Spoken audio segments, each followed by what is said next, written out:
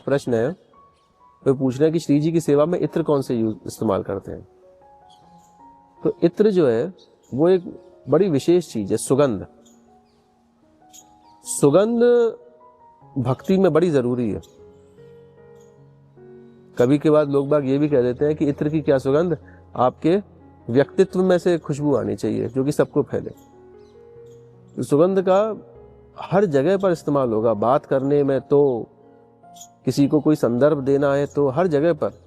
यहाँ तक कि हम लोगों के यहाँ पर एक बड़ा अच्छा एक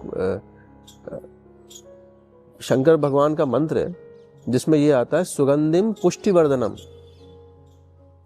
कि सुगंध से आपका शरीर जो है वो पुष्ट हो। तो सुगंध आप सूंघेंगे ना, उससे आपका शरीर पुष्ट हो। अब भैया सुगंध किस तरह की आपने सूंघी, उससे आपका उसी तरह का पुष्ट होगा शरीर। केमिकल सूंघोगे तो केमिकल कैसा आपका शरीर का पुष्ट होगा, और अच्छी चीज सूंघोगे तो आपका शरीर अच्छा होगा। एक चाउमीन खाने वाले का शरीर होता है और एक घी खाने वाले का शरीर होता है, किसका ज्यादा अच्छा बनेगा? घी वाले का अच्छा बनेगा ना। तो ये अंतर है सुगंध में। श्री जी की सेवा में सुगंध बहुत ही ज्यादा जरूरी है। कारण क्या है कि हरवंश महाप्रभु के बड़े तेजस्वी पौत्र हुए हैं श्री वृंदावन दास जी।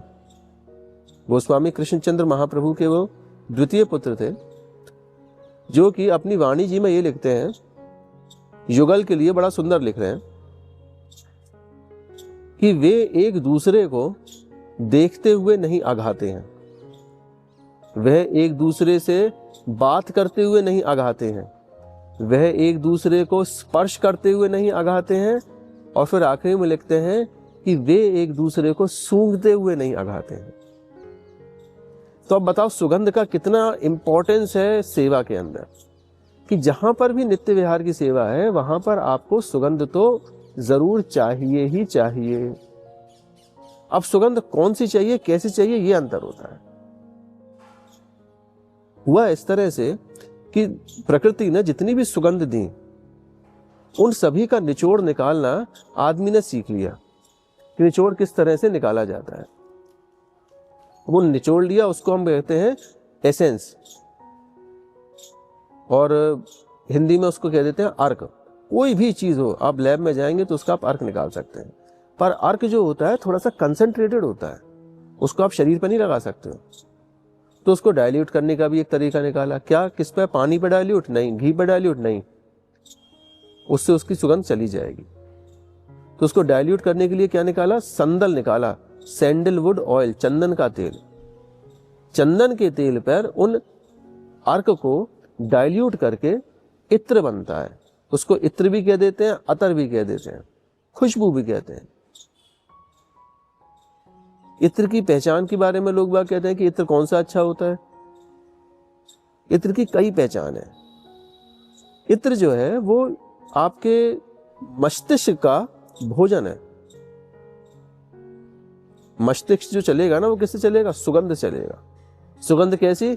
आप कोई खराब चीज सूंघ लीजिए तो आपका मन खराब हो जाएगा ना, छिन्न भिन्न हो जाएगा। जितनी इंद्रियां हैं हमारी, उससे सबसे अंदर कुछ ना कुछ जाता है। आंखों से आप कोई खराब दृश्य देख लीजिए, आपका मन खराब हो जाएगा। कानों से कोई आप खराब वचन सुन लीजिए, मन आपका खराब हो जाएगा। जीभ से आप कोई खराब चीज खा लीजिए, आपका मन खराब हो जाएगा। सुगंध का भी यही बात है कि सुगंध अगर आप अच्छी सूंघते हैं तो आपका मन पुष्ट होगा, और पुष्ट मन से क्या कर सकते हो? आप भगवान का भजन कर सकते हो, अच्छा कंसंट्रेशन बनेगा, ध्यान अच्छा बनेगा आपका। तो इस कारण से सुगंध के ऊपर इसलिए जोर दिया गया। तो इत्र कौन सा अच्छा? इत्र की परिभाषा लोग बाग अलग अलग तरह से देते हैं कि इत्र वो अच्छा होता है। कोई लोग कहते हैं कि आंखों पे लगा लें, जलन नहीं मचेगी, वो इत्र अच्छा है। पर भैया ये सारी चीजें नहीं है। इत्र वो अच्छा जो आपको अच्छा लगे। कैसे? कि इत्र की खुशबू ऐसी होती है जो कि सिर्फ आपको ही आएगी, थोड़ी बहुत आसपास वालों को आ जाएगी। और उस खुशबू में एक चीज और होती है कि जब भी आप शरीर पे इत्र लगाते हैं तो शरीर की गर्माहट से इत्र की खुशबू फैलती है, जो कि आप तक की नाकों तक आएगी। ऐसी नहीं होती है इत्र की खुशबू की सब लोगों को आ रही है, 10-15 जनों को आ रही है। अगर वो खुशबू है तो वो केमिकल है। अब आप कहोगे कि भैया आपको कैसे बताए सारी परख? भैया 18 पीढ़ी से तो हम लोग श्री जी की सेवा में इत्र का इस्तेमाल कर रहे हैं। तो बड़ों से जो सेवा विधान पता पड़ता है उसमें यह भी पता पड़ता है कि इत्र कौन सा अच्छा है। वो टेस्ट बताते हैं, इत्र का टेस्ट होता है कि इत्र का ये इत्र अच्छा है। टेस्ट कैसे आया अब इस इत्र में? तो इत्र की परिभाषा में यह कही जाती है कि इत्र वो अच्छा है जो कि खाया जा सके। इंग्लिश में कह देते हैं एडिबल हो। तो कैसा इत्र एडिबल होता है? श्री जी के नित्य प्रति 5 से 6 बार अंगराग होता है इत्र का। स्नान से पहले भी होता है, और स्नान जब करके चुकते हैं तो उनके चरणामृत में उनके श्री अंग का अतर आता है पूरा। उस चरणामृत को आप अगर सर्दियों में लेते हैं, जहां पर कि आप खस का आप इत्र ले रहे हैं, उसको पीने के बाद में आपके शरीर को ठंडक महसूस होगी, जो कि खस की तासीर है। सर्दियों में हिना शमामा इसका जब इत्र जब प्रयोग किया जाता है, उस चरणामृत को अगर आप लेंगे श्रृंगार के बाद में, तो उससे आपके शरीर में गर्मी उत्पन्न होगी। क्यों? क्योंकि शरीर में इत्र गया, श्री जी के शरीर से प्रसादी इत्र गया, चरणामृत में मिला हुआ, और वो आपके शरीर को हानि नहीं पहुंचाएगा। क्यों? क्योंकि वो नेचुरल बना हुआ है। फलों के रस से, मसालों के रस से, फूलों के रस से, सुगंध से जो बिल्कुल कंसंट्रेटेड होगा, उसको जो है संदल पर डाल दिया, तो वो चीज आपके शरीर को खराब नहीं करेंगे। हम कभी ये नहीं कह रहे कि भैया टेस्ट करने के लिए आप कभी केमिकल को पी जाए कि भैया ये सही है खराब है। केमिकल पियोगे तो तुरंत के तुरंत आपको उल्टी हो जाएगी, कुछ ना कुछ खराबी हो जाएगी। तो इस कारण से इत्र की सेवा बहुत ही ज्यादा इंपॉर्टेंट है। और तरीका इसका इस तरह से होता है कि जो कि बड़ों ने बताया है, इत्र मौसम के हिसाब से इस्तेमाल करे जाते हैं। खुशबुएं जो है वो मौसम के हिसाब से अच्छी लगती हैं। क्यों? क्योंकि शरीर अपने आप ही उस चीज को महसूस करता है। कैसे महसूस करेगा? आप सर्दियों के अलावा, सर्दियों में आप कॉटन का कपड़ा पहना दें, आपको अच्छा नहीं लगेगा, और गर्मियों में आपके सामने वुलन रख दें तो आप छुओगे नहीं, उसको गर्मी लगेगी, छूने से पहले ही देखते ही गर्मी लग जाएगी। तो शरीर की टेंडेंसी है कि ऋतु के हिसाब से वो अपनी जितने भी ये इंद्रियां हैं उसके अंदर क्या चीज जाएगी वो डेवलप कर लेता है उसमें। तो गर्मी में आप कभी हिना की खुशबू सूंघेंगे, शमामा की खुशबू आप थोड़ी देर तक सूंघेंगे तो आपकी नाक में से खून निकल जाएगा, इतने गर्म होते हैं। और सर्दियों में आप खस का इत्र सूंघिए, आपको छींक आ जाएगी तुरंत, अगर असली होगा तो प्रभु ने हमारा शरीर ही सबसे बड़ा टेस्ट करने का एक तरीका बना दिया कि भैया ये चीज अपने शरीर पे आप देखो। जिस तरह से चैत्र के महीने से श्री जी की नया साल शुरू होता है, और चैत्र का महीना इस तरह का है जिसमें कि हल्की बसंत ऋतु रहती है, रास का समय रहता है, होली का समय रहता है। उस मौसम में ठाकुर जी जब ग्रीष्म ऋतु शुरू होने वाली होती है, श्री जी के लिए गुलाब का इत्र इस्तेमाल करते हैं। गुलाब से जैसे जैसे बैसाख की तरफ आते हैं तो बेला नई आने लगती है, तो जो बेला का इत्र होगा उसका इस्तेमाल होगा।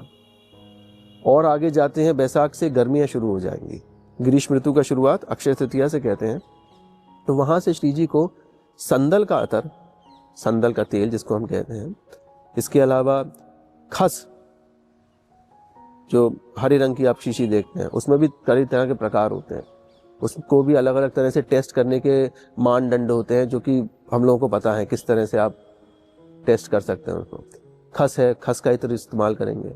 अब जैसे ही गर्मियाँ उतरती गई, पावस ऋतु आएगी। पावस ऋतु में श्री जी के लिए कदम का अतर, कदम के साथ में एक छोटी सी झाड़ी होती है जिसको कि कहते हैं पानड़ी, पचोली भी बोलते हैं उसको, उसका अतर इस्तेमाल करते हैं। उसकी खुशबू ऐसी होती है कि जहाँ तक झूलन में जब सावन की बयार चलती है ना, भीगी हुई बारिश की, उसके साथ तक खुशबू जाती है। एकमात्र ऐसा इत्र है जिसके अंदर कोई मिलावट भी नहीं हो पाती है।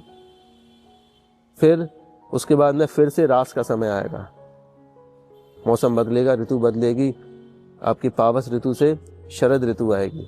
तो शरद ऋतु में प्रभु शरद जब खेलते हैं, शरद का रास जब करते हैं, तो उनको गुलाब का अतर अच्छा लगता है, चंदन है, गुलाब है, ऐसी इत्र इस्तेमाल करते हैं।